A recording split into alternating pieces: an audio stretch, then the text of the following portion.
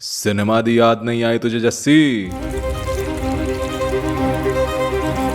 काश यार, काश पिछली बार की तरह ही मैं इस बार भी आदित्य भाई की सारी पीक डिटेलिंग्स वैसे ही गिना पाता जैसे इस बार उन्होंने मोदी जी की गिनाई है। कहाँ जाने दिया पीक डिटेलिंग, कहाँ जा पाए। मेन बात यह है कि क्राइम ड्रामा को मारा, स्लो बर्न नैरेटिव को मारा, फुल टेंशन वाले सीन्स को मारा, यानी 4 सालों से लग रहे जख्मों को कुरेद कर अब इन्होंने जंग का ऐलान कर दिया।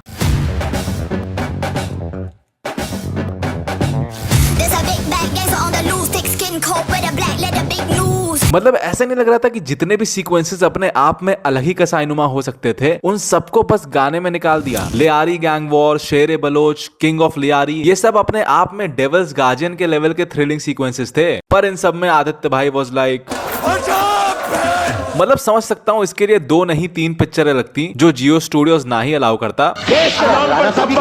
कोई ना आदित्य भाई, धुरंधर के साथ जो किया सो किया, पर इमॉर्टल अश्वत्थामा के टाइम ऐसे दोबारा नहीं होना चाहिए। वैसे भी यहाँ मेजर राम ना सही, मेजर इकबाल तो लटका ही है आपका हाथ बटाने के लिए। रहने मुझे करने दे। देखो मैं पहले ही बता रहा हूँ, मेरे फैन फिक्शन का ट्रैक रिकॉर्ड हमजा की डायरी से भी खतरनाक रहा है। क्रिस 3 पे बनाया तो सबसे रईस वायरएफ को बजट इश्यूज हो गए। हेरा फेरी 3 पे बनाया तो राइट्स खरीद के भी अक्षय भाई को डिले ही करनी पड़ी, और डॉन 3 पे बनाया तो यारों के यार रणवीर और फरहान तक में दरार आ गई। सो अब इस धुरंधर 2 के फैन फिक्शन के बाद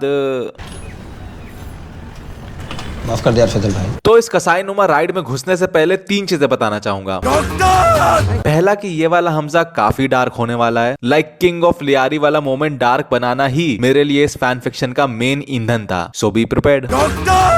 दूसरा, यहाँ पे कैरेक्टर्स रियल लाइफ के हिसाब से नहीं चलेंगे। They have different story lines जो उनकी रियल लाइफ जर्नी से मैच नहीं करेगी। और तीसरा ये कि यार जब आदित्य भाई को 3 फिल्में लगती तो मैं एक वीडियो में पूरा पाकिस्तान का मुस्तकबिल कैसे बदल सकता हूँ। इसलिए ये वीडियो 3 सबसे important sequences, Lyari gang war, शेरे बलोच और किंग ऑफ लियारी को कवर करते हुए हमजा का डार्क सस्पेंस एंड में रिवील करेगा। डोंट वरी, ये अपने आप में ही कंप्लीट स्टोरी है, कोई फर्दर पार्ट के लिए कहानी नहीं छूटने वाली। लाइक अगर तुम लोगों को लग रहा है कि क्या यार पूरी पिक्चर है नहीं तो क्या मजा, देन मैं तुम लोगों को बता दूं कि by the end of this ये शेरे बलोच और किंग ऑफ लियारी वाले मोमेंट्स तुम लोग की नजर में ऐसे बदलने वाले हैं जैसे तुमने कभी सोचा भी नहीं था, in a very dark way. So let's start. आज हमारे बीच एक ऐसे लीडर है जिनका मानना है कि वो हमारे हाईली क्वालिफाइड टीचर से बेहतर पढ़ा सकते हैं। तो कहानी शुरू होती है लियारी की बिगड़ी हालत से। लाइक लिटरली रहमान के बाद वैसे ही लियारी की माँ हालात बहुत खराब हो चुके हैं। हमजा तो पूछो मत कितने खतरों से गिरा है। सबसे पहले तो Pathan gang full aggressive mode में टेक ओवर कर रही है। समझ लो जैसे सरदार खुरैशियों के मोहल्ले में आतंक मचा रहा था ना, वैसे ही ऐसा लग रहा है बलोचों का लियारी में खात्मा शुरू हो गया हो। और ये कैसे हो रहा है? सब चीफ साहब की देखरेख में हो रहा है। यस, चौधरी असलम फिल्म की तरह यहाँ हमजा की टीम से नहीं खेल रहा, वो पार्ट 1 की तरह सोलो खिलाड़ी है, अपने मन की करने वाला। और इस टाइम उसका मन है बलोचों को लियारी से साफ कर देना। अर्श से फर्श तक लाने का मूड बन गया मेरा। वो सेलेक्टिवली पठानों को फेवर कर रहा है बलोचों को डोमिनेट करने के लिए। जैसे नईम की मौत के बाद बलोच थोड़े ठंडे पड़ गए थे, वैसे ही अभी कमजोर हैं। और फिर दिन बढ़ते बढ़ते पठानों का वर्चस्व इतना बढ़ गया कि उन्होंने बलोचों के कारखाने पे हमला कर दिया। खुरैशियों की तरह बलोच फैमिली बच तो गई, पर उनके हथियारों का कारखाना तबाह हो गया। अब जंग के टाइम हथियार खत्म हो गए तो ऑब्वियसली एक ही इंसान याद आएगा, बट ये वाले शरानी डोरेमोन नहीं है। इनका भी इंडिपेंडेंट दिमाग है, जिसको फिलहाल 2 चीजों से दिक्कत है। पहला, इनको कुछ टाइम से फील हो रहा था कि रहमान इनका फायदा उठा रहा है, बलोचों की हालत को सुधारने के नाम पे बस अपना धंधा बढ़ा रहा है। और इस खटास की चिंगारी में आग तब लगी जब एक तरफ बलोच बच्चों के पानी में जहर मिला दिया गया और दूसरी तरफ रहमान पाइपलाइन का प्रोजेक्ट इनॉग्रेट कर रहा था। थोड़ी सी क्रिएटिव लिबर्टी देते हुए मान लो इस पाइपलाइन प्रोजेक्ट में ISI का सीक्रेट इन्वॉल्वमेंट था, एंड मे बी इसी की आड़ में ISI ने बच्चों को पॉइजन किया हो, तो ऑब्वियसली शिरानी साहब को जब अपने गुप्त सूत्रों से ये बात पता चली होगी तो रहमान और पूरी बलोच फैमिली से कट्टी करना तो बनता ही है। और दूसरी दिक्कत भाई को ये है कि इज डैम श्योर कि रहमान को किसी घर के भेदी ने ही मरवाया है। जो कंट्रोल कर, हेंस वो नहीं चाहते कि वो विभीषण उन तक पहुंचे। यानी शिरानी साहब बलोच फैमिली को हथियार तब तक नहीं सप्लाई करेंगे जब तक एक तो वो ISI कल्प्रेट नहीं धर लिया जाता जिसने पाइपलाइन प्रोजेक्ट की आड़ में बच्चों को जहर दिया, और दूसरा वो बलोच परिवार का विभीषण नहीं मिल जाता जिसने रहमान की फील्डिंग सेट की। छोटे से सामान की लिस्ट है, निकल लौड़े। अब अगर आप लोग को लग रहा है कि हमजा की दिक्कतों में सिर्फ पठान और शिरानी है, अभी आपने देखा नहीं है कि बंदे के घर में क्या चल रहा है। मैं तो कहता हूँ मैं बाहें फैला के खड़ा हूँ और कोई भसड़ बाग के वो भी आके मेरे गले पड़िया पहन दी। हमजा और यलीना अब रहमान के घर में ही रहते हैं, बिकॉज यलीना अब मिम्बा हो चुकी है। अरे हिंदी में बताओ। हिंदी में गर्भवती मिम्बा। मतलब लेट्स जस्ट अज्यूम कि अपनी पहली रात पे हमजा ने सिर्फ डायरी में स्याही नहीं बहाई थी। नाउ कायदे से यलीना का अच्छा ध्यान रखा जा सके इसलिए यहाँ शिफ्ट हुए हैं, पर भाभी जी भी तो घर पे हैं। और ना ना ना ना, ये धर साहब वाली गोरी मेम नहीं है। रहमान की मौत के बाद अब अंदर से इनका दिल काला है। मतलब जब बंदी के बेटे और शौहर दोनों के खात्मे के टाइम एक ही शख्स उन्हें बचा के ला रहा है तो ऑब्वियसली शक तो होगा ही। पर अब वो शक इस हद तक जहर हो गया है कि उल्फत ने मान ही लिया है कि घर का विभीषण हमजा ही है। मतलब हमजा को वो देखती भी है ना तो उसे ऐसा फील होता है कि नईम और रहमान की छीनी हुई सांसें ले रहा है ये आदमी। इवन यलीना से भी उसको टिपिकल जेठानियों वाली जलन है कि यलीना के पास वो सब है जो उससे छीना गया। यानी अब हवा कुछ ऐसी थी कि यलीना और हमजा का होने वाला बच्चा भी गोरी मैम की आंख का नासूर बन गया था। इसी घुटी हुई नफरत के चलते ही समझ लो जैसे बिच्चल देव राजमाता के कान भरता था ना, वैसे ही उल्फत उजैर को हर दिन कन्विंस करने में लगी रहती है कि हमजा ही हरामी है। हरामी कमीना। बट उजैर के लिए तो भाईचारा ऑन टॉप, इसलिए ही इज लाइक शक व्हाट द। और हाँ, उजैर यहाँ फिल्म की तरह मोंजलिका नहीं बना हुआ है। उसको गुस्सा है, बट जैसे नईम की मौत के बाद थोड़ा कंट्रोल था ना बंदा, वैसे ही यहाँ वो जानता है कि अभी पठानों और एसपी की बंदगी के टाइम लियारी को फीफा बनाना उसी के लिए मेसी हो जाएगा। फीफा मेसी बढ़िया था ना। ऑल्सो उल्फत एक और चीज ये करती है कि वो कॉन्स्टेंटली शिरानी साहब को खत लिखती रहती है कि किसी तरह अपने मीठे शब्दों से डोरेमोन का दिल पिघला दे, जिसमें वो फैजल को अभी से शेरे बलोच घोषित करने का प्रस्ताव रखती है कि अब शिरानी दुनिया भर पे शक कर ले पर रहमान के लड़के पे तो नहीं करेगा और 18 साल का होते ही फैजल अपने फर्ज निभाने लगेगा। आफ्टर ऑल उल्फत को मेक श्योर करना है ना कि Shere Baloch and intern king of Lyari की गद्दी उसी के वंश में रहे, हमजा या उजैर के परिवार में ना जाए। अब झूमते हुए पठान, रूठे हुए डोरेमोन, काले दिल वाली गोरी मेम के बीच फंस के हमजा ऑब्वियसली तिरछी टोपी वाले के पास ही जाएगा ना। अमीर मामू जिंदा है, बैठा है।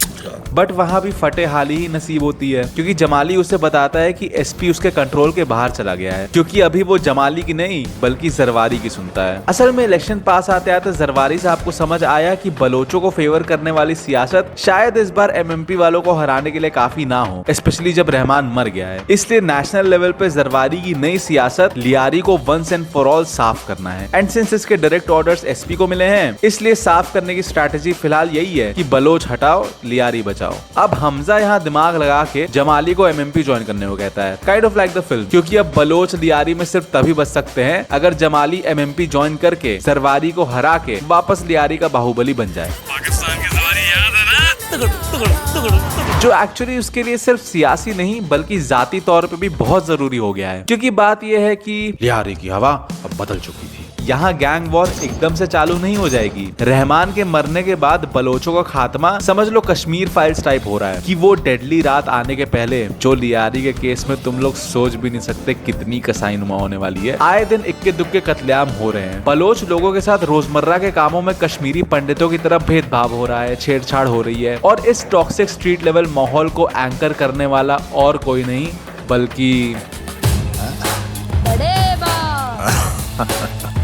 यहाँ पे जाहिद अखुंड फर्नीचर शॉप नहीं चलाता बल्कि वो एक मदरसे का हिस्सा है। मुरीद के जितना ग्रैंड नहीं बट लियारी में ही एक एवरेज मदरसा मान लो, और इसी मदरसे में फैजल भी पढ़ता है। अब एक दिन शाम के टाइम मोहल्ले में ही जाहिद की यलीना पे वैसी नजर पड़ती है जैसी बाबू की हमजा पे पड़ी थी। ये चिकना लीची कहाँ से लाया? उल्फत आसपास ही होती है पर जान पूछ के इंटरफेयर नहीं करती ताकि छेड़छाड़ एस्केलेट हो। बट इससे पहले जाहिद ज्यादा आगे बढ़ता, उल्फत के चिल्लाने की आवाज आती है। एक्चुअली घर के किसी नौकर ने उसे जस्ट आके बताया कि फैजल को पॉइजन कर दिया गया है, अपेरेंटली दोबारा। हमको मारो, हमको जिंदा मत छोड़ो सालो। उल्फत हॉस्पिटल जाके वही सिमिलर सिचुएशन देखती है कि इस बार भी हमजा ही उसके घायल बेटे को ला के माहौल बना रहा है। डॉक्टर, आप लोग तैयार नहीं रहते हो क्या? और इस बार उल्फत जो बखेड़ा खड़ा करती है, 3-3, 4-4 आदमी को यहाँ से ले जा करके किसी ने सोचा ये क्या कर रहा है? अरे साला पूरा गैंग खाली कर रहा है ये। पागल हो रही उल्फत चिल्ला चिल्ला के हमजा पे फुल ऑन आरोप लगाती है, पर तब तक उजैर आ जाता है जो एकदम पास्ड आउट लगता है। ही टेल्स कि उसी ने हमजा को बोला था फैजल को मदरसे से लाने को, बिकॉज ऑब्वियसली डिप्रेशन में धुत होने के चलते वो उस हालत में था नहीं। डॉक्टर भी आके बताते हैं कि थोड़ा टाइम लगेगा but Faisal will be normal. इससे राहत तो होती ही है सबको, पर उल्फत की आंखों में दिख रहा है कि वो फाइनली हमजा को अर्श से फर्श तक लाने की प्लॉटिंग शुरू कर चुकी है। कहीं ना कहीं यलीना को भी हमजा पे ही थोड़ा डाउट होने लगता है कि क्या पता उल्फत का अपनी बीवी और होने वाले बच्चे के टूवर्ड्स इतना जहरीला बर्ताव देख के बंदा उल्फत को लाइन पे लाने के लिए सब किया हो। आफ्टर ऑल यलीना नोज हमजा कितना सनकी हो सकता है। अब भाभी जी की घरेलू पॉलिटिक्स कहाँ जाके खत्म होगी, अगर ये सोच के तुम्हारे रोंगटे खड़े हो रहे हैं तो अभी तो मेन भैया जी बाकी हैं। जरवारी और मेजर इकबाल को खबर मिल जाती है कि जमाली साहब एमएमपी की तरफ पलटी मारने वाले हैं, जिससे ऑब्वियसली जरवारी सत्ता से चले जाएंगे और इकबाल भी कमजोर पड़ जाएगा। मतलब धुरंधर 2 के टाइम मुझे ये भी बहुत खटका कि जिन जरवारी साहब के नाम का इतना जोर था कि उनसे हिमायत के लालच में रहमान अपनी कौम बेच खाया, मैं खुद जरवारी साहब से आपकी हिमायत करूंगा। वो जरवारी इतने आसानी से जमाली को एमएमपी भागने दिए। मतलब रहमान दूसरी पार्टी खड़ी करने की सिर्फ बात किया तो जमाली का जल्लाद दिख गया था, और यहाँ फुल पलटी मार के पार्टी बदली जा रही थी तब भी जरवारी का जरा भी जोर नहीं दिखा। ये वाला जरवारी अलॉन्ग विद इकबाल हमजा को बुलाता है एंड दोनों वही Atapi Vatapi good cop bad cop खेलते हैं। एक तरफ इकबाल प्यार से समझाएगा कि जरा दामाद होने के नाते अपने ससुर को समझाओ कि बागबान वाली उम्र में ज्यादा गेम ऑफ थ्रोन्स ना खेलें। वहीं दूसरी तरफ जरवारी थोड़ा धमकाने वाले स्टाइल में ये एहसास दिलाएगा कि अगर हमजा जमाली को कन्विंस नहीं कर पाया तो ऑलरेडी लियारी में बहुत खतरे मंडरा रहे हैं बलोच फैमिली के ऊपर, जिसके ऊपर फिर इकबाल बड़े प्यार से समझाएगा कि जमील अगर उस तरफ नहीं गया तो वो खुद इंश्योर करेगा कि लियारी में पठानों के बढ़ते दबदबे के चलते बलोच फैमिली सुरक्षित रहे। इंस्टेंटली हमजा को दोनों की मिली भगत समझ आ जाती है। अरे बाप रे, ये पुलिस नहीं है, चोर पुलिस है। Hamza now knows their master plan कि जरवारी साहब जो हैं पठानों से लियारी साफ करा के बलोचों को खत्म करके इलेक्शन जीतना चाहते हैं, पर इकबाल को बलोच फैमिली के थ्रू धंधा भी तो करना है, एटलीस्ट जब तक कोई और असला सप्लाई करने वाला नहीं मिल जाता। एंड जमील को भी वापस पीएपी में लाना ही था, इसलिए इन दोनों ने ऐसा कुछ सोचा कि सांप भी मर जाए और लाठी भी ना टूटे। दे थॉट क्यों ना फैजल को पॉइजन करके बलोच परिवार में खौफ बढ़ाया जाए, ताकि डर के मारे हमजा जमाली को वापस लाए ही। अब ऑब्वियसली जिस घर में जमाली की बेटी प्रेग्नेंट है उसी घर में बच्चे का पॉइजन होना उसे डरा ही देगा। बट साथ में ऐसे डर के माहौल में जब मेजर इकबाल बलोच फैमिली को सेफगार्ड करने का ऑफर रखेगा तो आगे चल के Baloch family and even Jameel में से किसी के अंदर भी गूदा नहीं होगा इकबाल के खिलाफ चू करने का। They will be like his puppets. क्या पता नेक्स्ट टाइम से असले के लिए कीमत से ज्यादा पैसे भी ना देने पड़े इकबाल को। मतलब समझ रहे हो ना, दोनों के दोनों साले हरामी पना कर रहे हैं पर सामने से ऐसे एक्ट कर रहे हैं मानो सबसे ज्यादा यही फिक्र करते हो। छी छी छी, ऐसा मासूम चेहरा है कि छोटे बच्चे गोद ले लें इसको। हेंस अब हमजा का इस डिप्लोमेसी का जवाब अपने मैनिपुलेशन से देने का वक्त आ गया है। हमजा आलम भाई और रिजवान से पता करवाता है कि कौन है मदरसे में ऐसा जो जरवारी का काम स्ट्रीट लेवल पे एग्जीक्यूट कर रहा है, और फिर खुलता है जाहिद अखुंड का पूरा कच्चा चिट्ठा। वही सेम चीज जो फिल्म में दिखाई कि जाहिद अखुंड को डायरेक्ट मेजर इकबाल बैक कर रहा है, क्योंकि इंडिया में तबाही मचाने वाले मुजाहिदों का ख्याल ऐसा है बड़ी शिद्दत से रखता है। बट एक ट्विस्ट है कि यहाँ मेजर इकबाल खुलने में एक्सेप्ट नहीं कर सकता कि जाहिद उसका आदमी है, क्योंकि उसने जहूर मिस्त्री को जाहिद अखुंड बना के पनाह तो दी, पर इस शर्त पे कि जब जब मेजर इकबाल को ग्राउंड लेवल पे आंख और कान की जरूरत पड़ेगी जाहिद को हाजिर होना ही पड़ेगा। हेंस एक तरह से लियारी में मेजर इकबाल का stranger in the land of shadows Zahid Akhund है। यानी अगर उसने जाहिद को अपना आदमी एक्सेप्ट कर लिया तो सारे गलीज काम जो वो उससे कराता आया है वो सब आईएसआई के नाम से जुड़ जाएगा। यू नो इट्स लाइक सबको मालूम है पॉलिटिकल पार्टीज क्या क्या गलीज हरकतें कराती हैं, पर कोई भी पार्टी ये तो नहीं चाहेगी ना कि वो गंद ऑन रिकॉर्ड उनकी पार्टी के नाम से जुड़े। तो बीजेपी का नाम नहीं आना चाहिए। अब फाइनली रिजवान सबसे क्रूशियल इन्फो बताता है कि जाहिद फेक बलोच आइडेंटिटी लेके घूम रहा है। आई मीन आईएसआई को सबसे ज्यादा खतरा बलोचों से है। इंटेरोगेशन के नाम पे इन्होंने उनके 70 रिश्तेदारों को भी तो मरवा दिया भाई। तो ऑब्वियसली स्ट्रीट लेवल पे अगर मेजर इकबाल किसी को अपना हथियार बना रहा है तो ही मेक श्योर वो आदमी बलोच बन के ही रहे। बट इसमें मेन बात ये है कि जो पाइपलाइन प्रोजेक्ट था, जिस जगह से पाइपलाइन इंटॉक्सिकेट की जा सकती थी, उसमें जितने भी काम करने वाले थे वो सब बलोच थे। यानी मोस्ट डेफिनेटली बच्चों को जहर देने वाले कांड में आईएसआई का नाम इसलिए आया क्योंकि जाहिद ने ही उस जगह जाके फेक बलोच आइडेंटिटी का इस्तेमाल करके जहर वाला मिशन आईएसआई के लिए एग्जीक्यूट किया। यानी ओवरऑल अब हमजा को पूरा गेम दिख रहा है। रहा है, कौन क्या चाले चलने वाला है, किसका क्या मकसद है। So you know what time it is? You know what time it is? It's manipulation time. It's time की लियारी की वो डेडली रात जिसे टीजर ट्रेलर में दिखा दिखा के आदित्य भाई ने हम सबको पेट्रोल से भी ज्यादा गीला कर दिया था, उसका असली रूप बाहर आया। बट उससे पहले 3-4 छोटी छोटी चीजें समझ लो जो एक मोन्टाज में आती हैं और आने वाली डेडली रात के लिए जरूरी हैं। पहले तो हमजा रिजवान को कुछ डॉक्यूमेंट्स या पेन ड्राइव टाइप कुछ देता है, basically anything that can carry loads of information, मानो रिजवान को एक मिनी मिशन दे रहा हो। दूसरा, याद है वो रिपोर्टर जिसको एसपी शुरू में अंदर भागने को बोल रहा था, अब उसका प्रमोशन हो गया है। वो कब से इतना बड़ा गुंडा हो गया? और उसने कराची रोजाना चैनल वाले एंकर को रिप्लेस कर दिया है जो पार्ट 1 में रहमान की सुलगाने में लगा था। और एंकर बन के ये बंदा पाइपलाइन प्रोजेक्ट में जो जहर वाला कांड हुआ था उसे आईएसआई के नाम से जोड़ रहा है, समथिंग जो major Iqbal and most definitely Jarwari साहब इलेक्शन के पहले नहीं चाहेंगे। बिकॉज अगर आईएसआई का नाम खराब हुआ, जो रियल लाइफ में काफी हुआ था, तो उससे क्लोज नाता रखने वाले जरवारी की नैया भी डूबेगी ही। तीसरी चीज ये होती है कि पूरे लियारी में खबर फैल जाती है कि कोई इंडियन एजेंट इसी इलाके में मौजूद है। इस खबर पे सबसे पहले ऑब्वियसली उल्फत के कान खड़े होते हैं, यानी हमजा के लिए भीषण खतरा। और आलम भाई का भी दूध सोडा सूख जाता है कि कहीं जाहिद अखुंड का कच्चा चिट्टा निकालने के चक्कर में रिजवान आईएसआई की नजर में ना आ गया हो। लास्टली सबसे खतरनाक चीज ये होती है, जो शायद सबसे बड़ा ट्विस्ट लगे एटलीस्ट जब तक इस कहानी की एंडिंग नहीं आती, कि उल्फत अरशद पप्पू से हाथ मिलाने जाती है। बेसिकली उल्फत के मन में हमजा को लेके इतना जहर भर गया है कि अब अगर हमजा को अर्श से फर्श तक लाने के लिए दुश्मन से भी हाथ मिलाना पड़े तो वो खुशी खुशी मिला लेगी। बेसिकली अरशद पप्पू काफी टाइम से बलोच फैमिली के घर पे वैसा ही अटैक प्लान कर रहा था जैसा वासेपुर में फैजल एंड फैमिली पे होता है। सो उल्फत उससे यही सेटिंग बैठाती है कि वो उसे, उसके लड़के फैजल और उजैर को जाने दे और लियारी की आने वाली डेडली रात घर पे अटैक करके हमजा, यलीना और उसके होने वाले बच्चे को।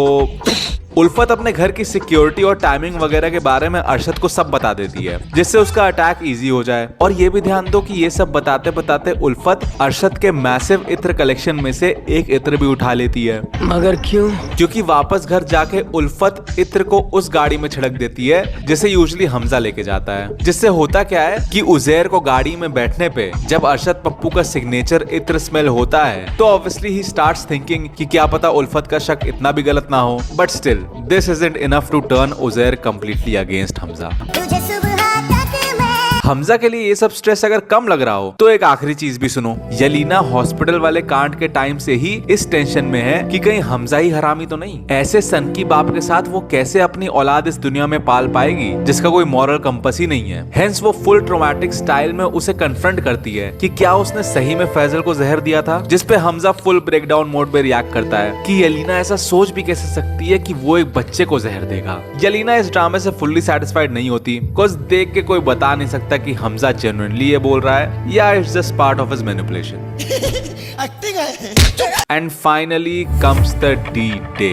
8 नवंबर 2016 की रात्रि को अरे नहीं मजाक कर रहा, डी डे है ये, मेलोडी डे नहीं।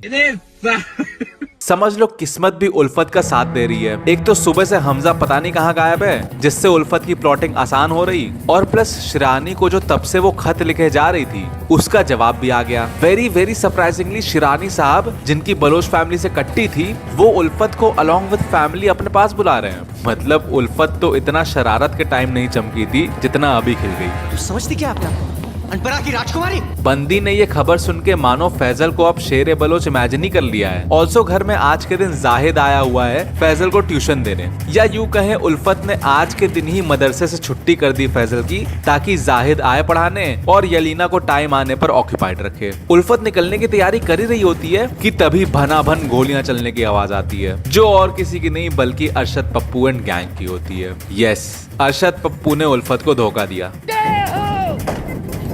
उसने उल्फत से घर के सिक्योरिटी सीक्रेट्स जान लिए अटैक करने के लिए, पर उल्फत के बताए टाइम से पहले अटैक कर दिया ताकि रहमान का पूरा परिवार दबोच सके। उल्फत के स्मूथ प्लान पे पानी फिर गया, इसलिए अब बंदी फटाफट उजैर को कन्विंस करने में लगी होती है कि लड़ने का कोई फायदा नहीं, उनके पास हथियार की जो कमी है। और उजैर तो भाई खुद से ही डॉट्स कनेक्ट करके मान लेता है कि इन सबके पीछे हमजा ही था। तभी अरशद का इत्र स्मेल हुआ गाड़ी में, तभी आज साला सुबह से नहीं दिखाई दे रहा, उसी ने फैजल को जहर दिया होगा। अब जाके जागती है उजैर की मौजूदगा।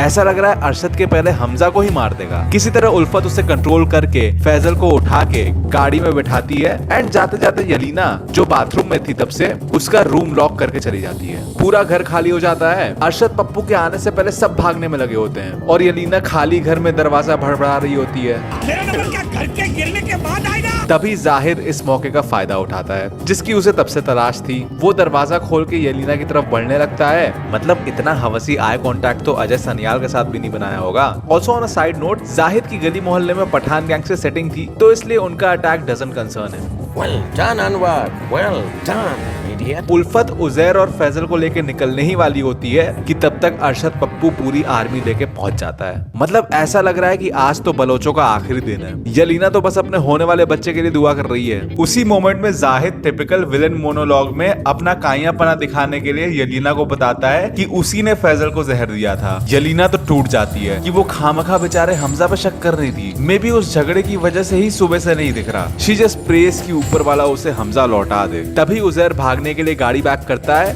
बट ही सीज की दूसरी साइड से और कोई नहीं बल्कि हमजा और रिजवान बहुत सारे गैंग मेंबर्स के साथ फुल असले से लोडेड आ रहे होते हैं। उजैर को लगता है कि उन्हें दोनों तरफ से घेर लिया है, इसलिए इस दुनिया से जाते जाते वो एटलीस्ट हरामी हमजा को निपटा के जाना चाहता है। इसलिए वो हमजा को दूर से शूट करने ही वाला होता है कि तब तक हमजा टीएनटी को सुट्टे से जला के अरशद पप्पू की तरफ फेंकता है। उजैर ये सब देख के शॉक्ड है कि हमजा हरामी नहीं था। उजैर देखता है कि हमजा पूरे लियारी भर के बलोचों को ले आया है, असले के साथ वो भी, और भाईचारे का ये मंजर देख के कूद पड़ता है अपने बलोच भाइयों के साथ for the battle of Lyari.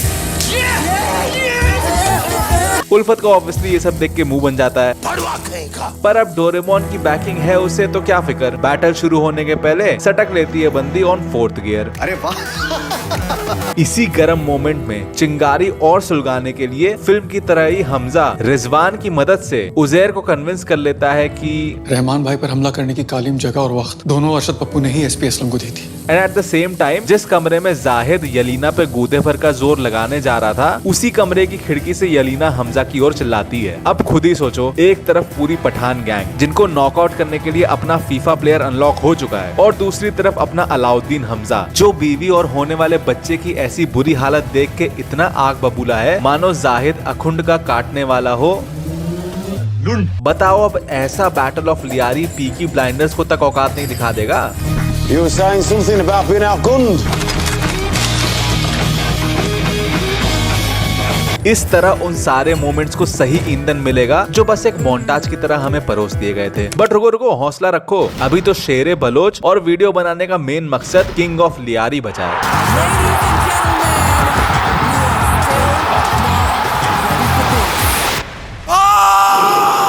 एक तरफ FC Balochilona led by Lionel Uzair charge करते हैं पठान्स पे, वहीं दूसरी तरफ हमजा फुल खिलजी मोड में छतें टापते हुए अपनी जान बचा के भाग रहे जाहिद को धरता है। चेस के साथ साथ लियारी गैंग वॉर भी फुल ईंधन में चलेगी और फिर फाइनली जब हमजा जाहिद अखुंड को धर के काटने ही वाला होता है उसका, तब उसकी नजर शिरानी वाले खत पे पड़ती है। फैजल शेरे बलोच बनने वाला है ये उसे पता चलता है। ऑलमोस्ट सुबह होने को आई है एंड तभी हमजा देखता है बाहर लायनल मेसी भीड़ इकट्ठा करके फिल्म की तरह ही एफसी बलोचिलोना वाले स्किल्स दिखाने लगा है। हमजा इसी मौके का फायदा उठा के कुछ शातिर सोचता है। कट टू शिरानी साहब का इलाका। उल्फत ऑलरेडी फैजल को लेके वहाँ मौजूद है। शी इज विजिबली हैप्पी, पूरी एक्साइटेड, क्योंकि आसपास शेरे बलोच वाली सेरेमनी की तैयारी ऑलमोस्ट हो चुकी है। स्टिल शिरानी साहब काफी गंभीर नजर आ रहे हैं। वो बहुत टाइम से कुछ फोटोज देख रहे थे। शिरानी पूछते हैं उल्फत से कि हमजा उजैर का क्या हुआ, तो उल्फत उन्हें भी हरामी हमजा वाला पाठ पढ़ाती है कि कैसे वो दगाबाज पठानों से हाथ मिलाया वगैरह वगैरह। उल्फत फिर आउट ऑफ क्यूरियोसिटी शिरानी से पूछती है कि उन्होंने जिस कांड के चलते बलोच फैमिली से कट्टी करी थी, दैट इज पानी में जहर मिलने की वजह से बच्चों का मारा जाना, उन्हें कैसे पता चला कि ये काम आईएसआई ने करवाया है। आखिर पाइपलाइन वाली जगह तो सब बलोच ही काम कर रहे थे ना।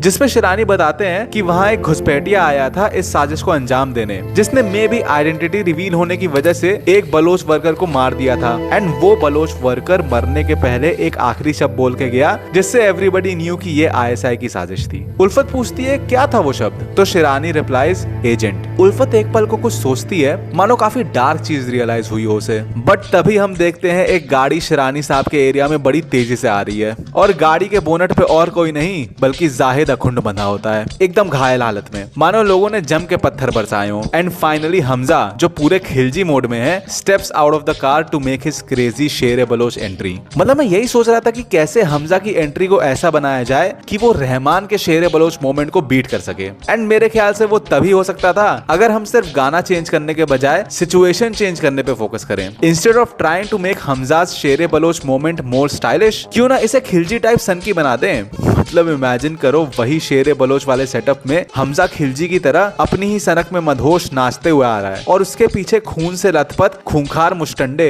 अधमरी हालत में पड़े जाहिद अखुंड को कंधों पे लेके आ रहे हैं with the OG Baloch song दिलन तीर बिजा प्लेइंग इन द बैकग्राउंड। मतलब ये कॉफिन वाले डांसिंग मीम का क्या जबरदस्त मास मोमेंट बनता। उल्फत ये सब देख के ऑडियंस की तरह ही कंफ्यूज्ड है कि साला हो क्या रहा है। एंड पैनिक के मारे शिरानी को समझाने की कोशिश करती है कि वो हमजा को मार क्यों नहीं रहे हैं। तभी हमजा के इशारे पे शिरानी का लड़का टीवी ऑन करता है जिसपे वही लियारी वाला रिपोर्टर कराची रोजाना पे बताता है कि लियारी में पाया गया है हिंदुस्तानी एजेंट जो बहुत टाइम से फेक बलोच आइडेंटिटी लेके लियारी में बसा हुआ था। उल्फत डेस्परेशन के मारे पैनिक में शिरानी को बोलती है कि उसे बहुत टाइम से शक था पर अब यकीन है कि हमजा हिंदुस्तानी एजेंट ही है।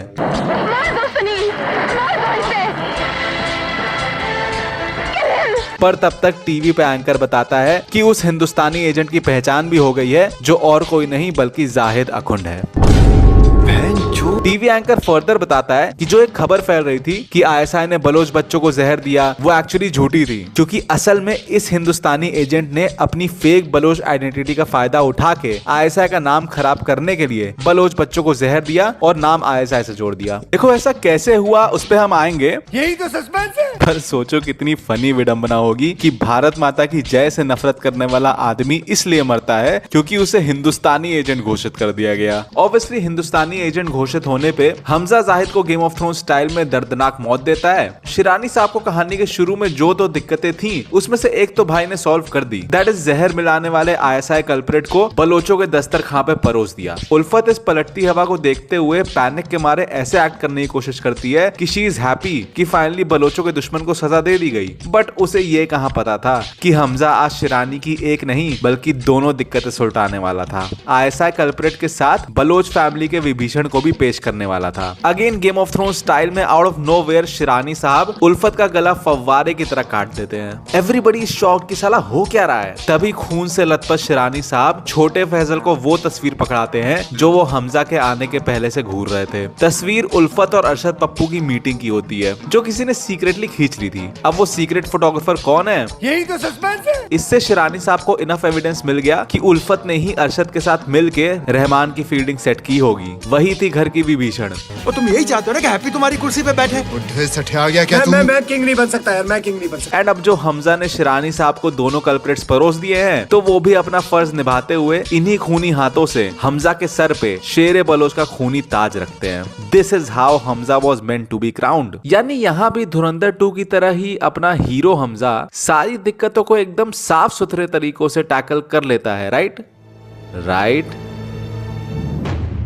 अब तुम सुनो पूरी कहानी का सस्पेंस जो हमजा के किंग ऑफ लियारी मोमेंट से इंटरकट होके दिखाया जाएगा। सबसे डार्क मोमेंट सबसे लास्ट में ऑब्वियसली। बेसिकली कहानी में 5 लोग हमजा की बुंड के पीछे पड़े थे, चौधरी असलम, उल्फत, जाहिद, जरवारी और मेजर इकबाल। पांचों का बाप कैसे बना हरामी हमजा एक एक करके समझो। पहले तो ये सोचो कि इस पूरी लियारी की भसड़ के बाद मेजर इकबाल ये भी नहीं बता सकता दुनिया को कि जाहिद हिंदुस्तानी एजेंट नहीं बल्कि आतंकवादी जहूर मिस्त्री था, वरना आईएसआई का नाम खुद जाएगा। यानी किलस भी रहा है पर दर्द किसी को सुना भी नहीं सकता।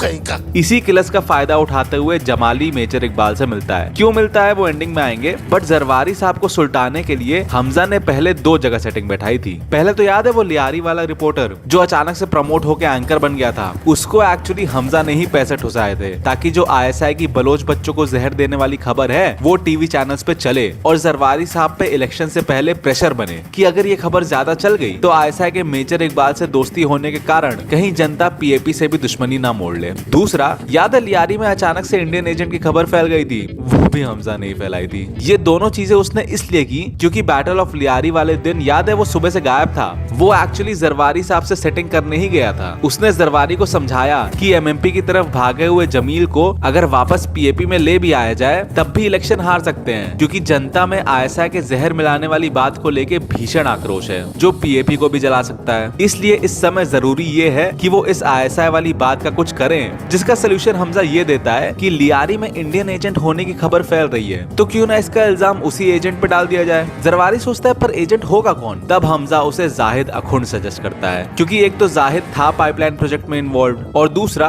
याद है हमजा ने रिजवान को कुछ डॉक्यूमेंट या पेन ड्राइव टाइप दिया था, उसमें एक्चुअली जाहिद के इंडियन एजेंट होने के फेक सबूत थे। लाइक भारी क्रिएटिव लिबर्टी लेते हुए सोचो कि जैसे दाऊद की फीडिंग सेट करने के लिए हमजा ने आलम भाई के थ्रू इंडिया से डाई मिथाइल मर्करी अरेंज कराया था, वैसे ही जाहिद अखुंड को इंडियन एजेंट बताने वाली फेक डिजिटल इंफॉर्मेशन बनवा ले तो जिसमें हल्का सा और सालन डालो तो मान लो वो इंफॉर्मेशन डायरेक्टली अजय सनियाल बनवा रहे हो, जिसमें ही मेक श्योर कि ये बात जरूर आए कि जाहिद अखुंड एक्चुअली IC-814 का मासूम पैसेंजर था और एक लौता पैसेंजर था जिसने भारत माता की जय कहा था। और वहीं से उसके इंडियन एजेंट बनने का सफर शुरू हुआ। लाइक पीक विडंबना।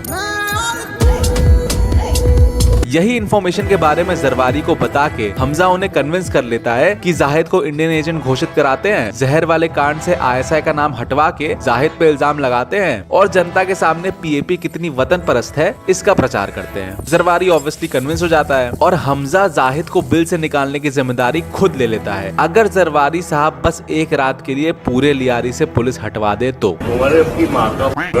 हेंस चौधरी असलम जो तब से जरवारी के दम पे पठानों के साथ मिलके बलोचों को साफ करने पे तुला था, उसे जरवारी से ऑर्डर मिलता है कि वो लियारी को एक रात के लिए छोड़ दे और इस पे भी हमजा इज लाइक मालिक अब इतना खर्चा हो गया तो एक चिप्स ले लेते हैं। ही टेल्स की बलोचों का हथियार वाला कारखाना तबाह हो गया था, इसलिए अगर एसपी साहब के रेंजर्स वाले हथियार मिल जाते तो। चौधरी असलम धुरंधर 1 के क्लाइमैक्स की तरह मान तो जाता है पर ये बात क्लियर कर देता है कि लियारी में सूरज की पहली किरण पड़ते ही वो रेंजर्स के साथ जो मिला उसे धरने आ जाएगा। तभी हमजा सुबह होते ही लियारी से निकल के शिरानी साहब के एरिया में आ गया था और अपने उजैर बेचारे फीफा खेलने के चक्कर में एसपी द्वारा धर लिए गए।